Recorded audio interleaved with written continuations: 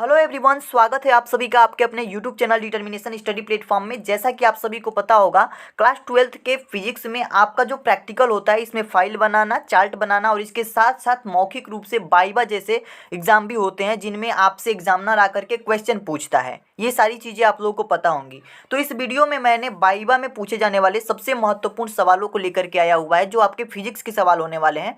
बाकी देखिए, एक और बात बता देता हूँ कि ये जो टॉपिक हमारा है ट्रांसफार्मर का, अगर आप चार्ट में ट्रांसफार्मर बनाए हुए हैं तो एग्जामिनर जो है आपसे ट्रांसफार्मर से संबंधित ही प्रश्न पूछेगा। अगर आप ट्रांसफार्मर नहीं किसी और टॉपिक को बनाए हैं तो कमेंट बॉक्स में बता दीजिएगा, मैं उस पर भी आपके लिए वीडियो बना दूंगा। ठीक है। लेकिन जितने भी स्टूडेंट ट्रांसफार्मर वाले हैं, ट्रांसफार्मर को तैयार किए हैं, वो सभी लोग इन क्वेश्चन को जरूर तैयार कर लीजिएगा, क्योंकि आपसे एग्जामिनर यही क्वेश्चन पूछेगा। ठीक है।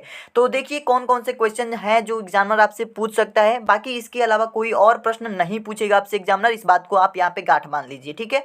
जो प्रश्न बता रहा हूँ उनको अच्छे से तैयार कर लीजिए, और बहुत सिंपल सिंपल उनके उत्तर भी मैंने यहाँ पे लिखे हुए हैं, आसानी से आपको याद हो जाएंगे। तो पहला प्रश्न आपसे एग्जामिनर ये पूछ सकता है कि ट्रांसफार्मर क्या है, ट्रांसफार्मर को डिफाइन करो। ठीक है। तो आपको क्या बोलना है, यह एक ऐसा साधन है, कौन, ट्रांसफार्मर एक ऐसा साधन है जो प्रत्यावर्ती वोल्टता को परिवर्तित करता है। क्या करता है, प्रत्यावर्ती वोल्टता को परिवर्तित करता है, बस सिंपल ऐसे बोल देना है। ठीक है।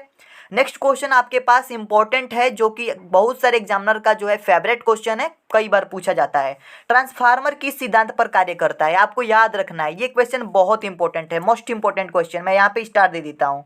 ट्रांसफार्मर जो है किस सिद्धांत पर कार्य करता है, आप सभी को याद रखना है। ट्रांसफार्मर जो होता है ना, अन्योन प्रेरण के सिद्धांत पर कार्य करता है। किस प्रेरण पर, अन्योन प्रेरण के सिद्धांत पर कार्य करता है। तो इसका आंसर ये हो जाएगा। आई होप कि आपको समझ में आ रहा होगा। आइए अब देख लेते हैं नेक्स्ट क्वेश्चन हमारे पास क्या है। तो थर्ड नंबर क्वेश्चन हमारे पास है कि ट्रांसफार्मर कितने प्रकार का होता है। आपसे एग्जामिनर ये भी पूछ सकता है कि ट्रांसफार्मर कितने प्रकार के होते हैं, उनके नाम बताओ। तो आप बोलेंगे ट्रांसफार्मर जो होते हैं दो प्रकार के होते हैं, ऊंचाई ट्रांसफार्मर और दूसरा अपचाई ट्रांसफार्मर। ठीक है। ये दो प्रकार के ट्रांसफार्मर होते हैं, पहला ऊंचाई और दूसरा अपचाई। नेक्स्ट क्वेश्चन आपसे पूछा जा सकता है, ट्रांसफार्मर किस धारा पर काम करता है। दोस्तों आप सभी प्रश्नों को जरूर याद कीजिएगा, इन्हीं प्रश्नों में से कोई ना कोई प्रश्न आपसे एग्जामिनर पूछेगा, बाकी इनके अलावा कोई प्रश्न आपसे नहीं पूछा जाएगा। ट्रांसफार्मर किस धारा पर काम करता है, ये हमसे पूछा जा रहा है। तो देखिए, अगर आपसे पूछेगा कोई कि किस धारा पर काम करता है, तो आप लोग बोलेंगे अल्टरनेटिंग करंट, जिसे हम प्रत्यावर्ती धारा कहते हैं, शॉर्ट फॉर्म में एसी बोला जाता है।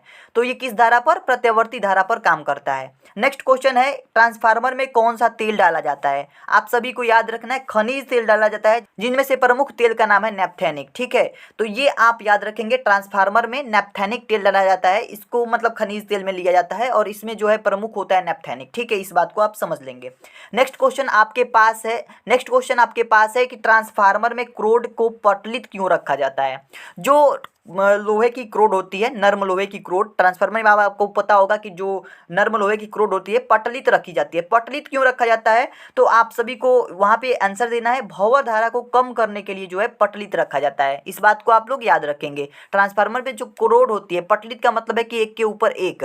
ठीक है। तो उसको क्या किया जाता है, भंवर धारा को कम करने के लिए यूज किया जाता है और पटलित रखा जाता है। ठीक है। नेक्स्ट क्वेश्चन है, ट्रांसफार्मर की दक्षता क्या होती है। कभी भी आपसे एग्जामिनर ये पूछे कि दक्षता के बारे में, तो आप लोग क्या बता सकते हैं, 75 से 90 बता सकते हैं या 80 से 90।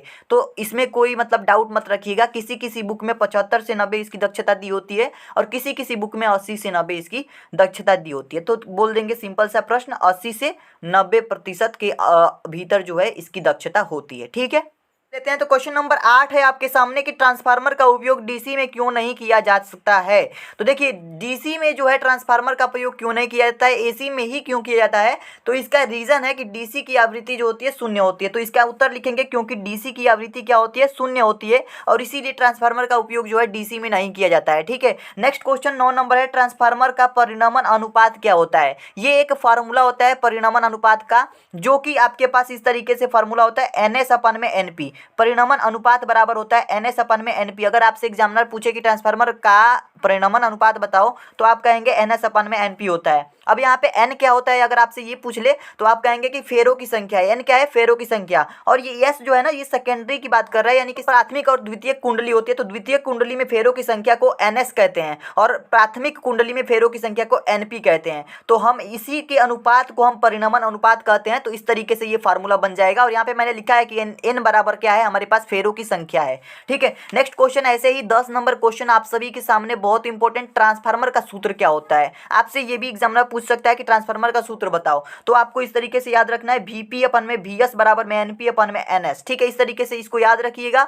अब इसमें समझ लीजिए कि वी क्या है, एन क्या है, पी क्या है, एस क्या है। तो आपको पता होगा कि वी क्या है, हमारे पास वोल्टता है, तो प्राथमिक कुंडली में वोल्टता को वीपी कहते हैं, और सेकेंडरी कुंडली में यानी द्वितीय कुंडली में वोल्टता को हम वीएस कहते हैं। ठीक है, और ये बराबर किसके होता है, एन क्या है, फेरों की संख्या है, प्राथमिक कुंडली में फेरों की संख्या और द्वितीय कुंडली में फेरों की संख्या, इन दोनों का अनुपात किसके बराबर होता है, प्राथमिक कुंडली के वोल्टता और द्वितीय कुंडली के वोल्टता के अनुपात के बराबर होता है। आई होप कि आपको ये समझ में आ गया होगा। भी क्या है हमारे पास, वोल्टता, एन मैंने बता दिया था, फेरों की संख्या है। आई होप आपको ये सारे क्वेश्चन समझ में आ गए होंगे। अगर आप इन 10 क्वेश्चन को तैयार रखते हैं तो आपको वाइवा में किसी और प्रश्न को तैयार करने की जरूरत नहीं पड़ेगी। अगर आप ट्रांसफार्मर को पढ़ रहे हैं तब, अगर आपने ट्रांसफार्मर को चार्ट पेपर में बना रखा है तो इन प्रश्नों को जरूर तैयार करिएगा।